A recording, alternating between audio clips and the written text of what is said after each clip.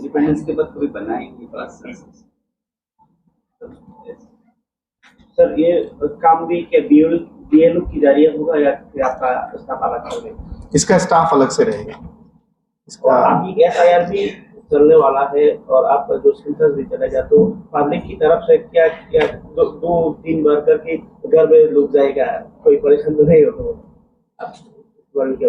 नहीं, ये देखिए दोनों ही सेंसस और एसआईआर के अलग इम्पोर्टेंस हैं और दोनों का जो गैप है, एनुमरेशन का जो गैप है वो सफिशिएंट गैप है, क्योंकि जो एसआईआर का काम है वो लगभग अक्टूबर नवंबर तक खत्म हो जाएगा और जो सेंसस का काम है ये मेजर काम फरवरी में होगा। तो इन दोनों में कोई इस तरह का वो क्लैश नहीं। दूसरा, हम अपनी तरफ से चाहे वो इनोमरेटर और सुपरवाइजर्स के लिए वो जॉब हो या आम नागरिकों के लिए भी हो, हम कोशिश करेंगे कि ज़्यादातर जो सहूलियत हो वो लोगों को दी जाएगी और हम अवश्य ये अश्योर करेंगे कि किसी को, कोई भी हो, चाहे वो सुपरवाइजर इनोमरेटर हो अथवा वो आम नागरिक हो, किसी भी तरह की कोई परेशानी ना हो। ऐसा भी जगह है जहाँ जंगल है, जाने के लिए बहुत गाड़ी जाता भी नहीं है, उधर आप लोग क्या कवर करेंगे या कैसे देंगे?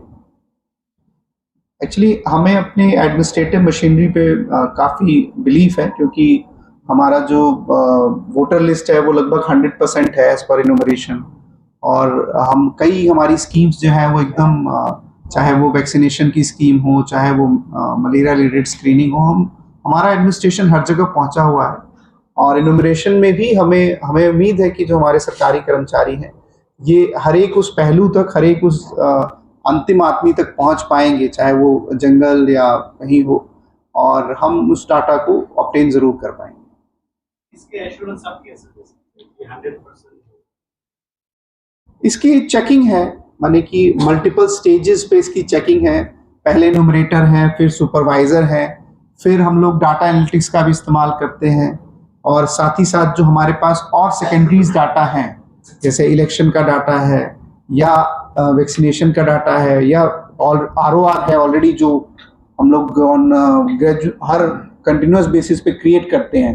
तो इस डाटा से कंपेयर करके हम इस बात को जरूर श्योर कर सकते हैं कि हम 100% लोगों तक पहुंच जाएंगे।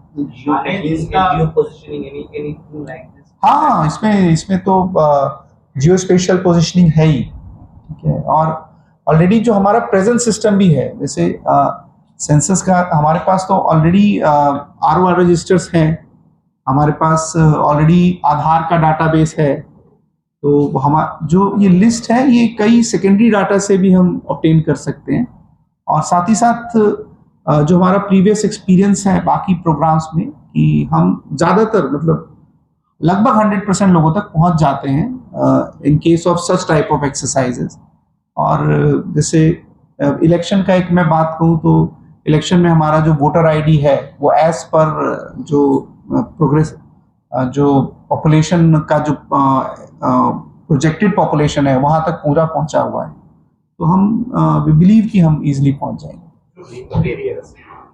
वहाँ पर बहुत सारे